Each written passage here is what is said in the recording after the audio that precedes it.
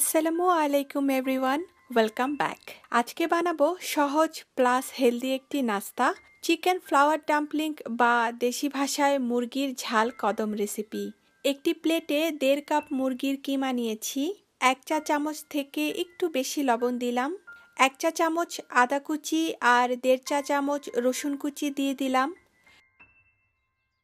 1 table চামচ পেঁয়াজ পাতা কুচি, 1 চা চামচ কাঁচামরিচ কুচি, ঝালটা নিজের পছন্দের উপর। 1 টেবিল চামচ ক্যাপসিকাম কুচি, চাইলে অন্য যে কোনো সবজিও কুচি করে কেটে দেওয়া যাবে। 1 চা চামচ সয়া সস দিলাম। 1.5 চা চামচ চিলি সস দিয়ে দিলাম। চিলি সসের রেসিপি ডেসক্রিপশন বক্সে দিয়ে দিব। আর দিচ্ছি আধা চা চামচ কালো গোলমরিচের গুঁড়া। চাইলে 1 চা চামচ গরম মশলা গুঁড়াও দেওয়া যাবে, তবে আমি দিচ্ছি না। 1 টেবিল চামচ বিস্কুটের গুঁড়া দিয়ে দিলাম, এটি অপশনাল, না দিলেও চলে। এখন সবগুলি উপকরণ ভালো করে মেখে নিব। এখানে আমি 1.5 কাপ চাল 1 ঘন্টার মতো ভিজিয়ে রেখেছিলাম পানিতে, পরে পানি ঝরিয়ে নিয়েছি। এখন মাখানো কিমা অল্প অল্প করে নিয়ে টিকিয়ার মতো বানিয়ে নিব।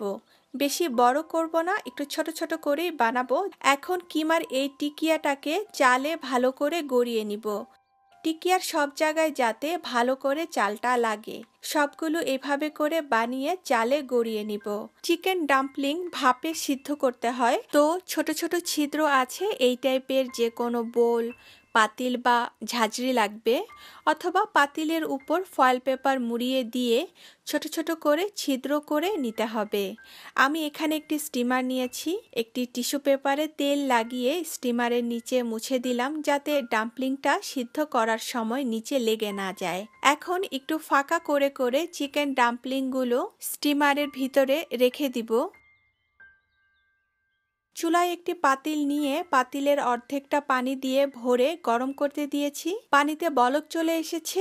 এখন স্টিমারটা এই পাতিলের উপরে রেখে দিব। রেখে ঢাকনা দিয়ে দিব। 15 থেকে 17 মিনিট ভাপে সিদ্ধ করে নিব ডাম্পলিংগুলো।